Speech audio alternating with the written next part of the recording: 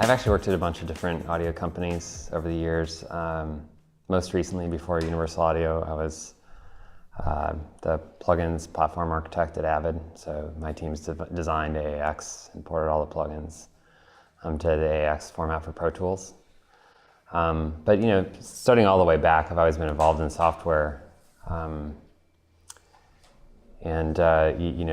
start as sort of a junior level software engineer, and you work your way up through, and eventually, I guess they decide you have enough experience to figure out how systems start to fit together, and that's when you move into sort of more of an architect role, where you work with teams to sort of design bigger systems out of smaller pieces and figure out how to make products out of them. And so that's my role at UA.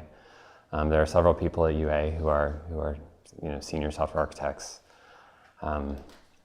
who also have similar roles. We all have sort of a different focus. My focus is more on the sort of plug-in platform, DSP side of things, but we have guys who are more focused on firmware or system software, stuff like that.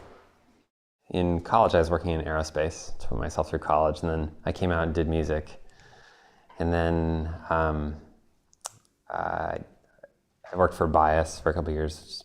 I made waveform editors and plugins, and then went off and started a couple of audio companies with a couple of friends of mine, and then ended up just totally switching gears and going into optics design and camera design for a company called OmniVision, which does like the cameras that are in the iPhones.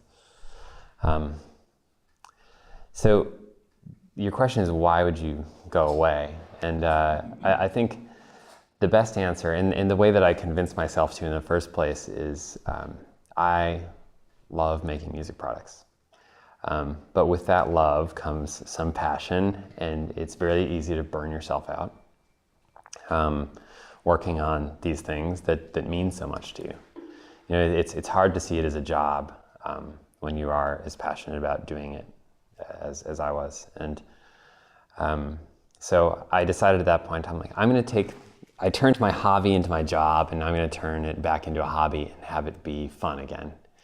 So I went off and did something else for a while, and then realized, it's grass is greener kind of thing. I realized, oh, well, wait a second. Now I'm spending, 10, 12 hours of my day doing something that I'm not as passionate about. And I only have an hour or two a day to work on something that I'm really passionate about. So I came back into the audio space. But I've, kind of moved around to a couple different industries, and there are great things about all the different jobs that I've had, but I really, at the end of the day, love making stuff for creative content creation. It's just, there's a level of problem solving and collaboration stuff that I haven't been able to get in any other industry. Almost every other industry, you get a spec sheet and it comes down and you're like working at, hitting that, and the relationships between technologists and product managers all the way down to customers, it seems to be a lot more collaborative in the music space. So I really enjoy that.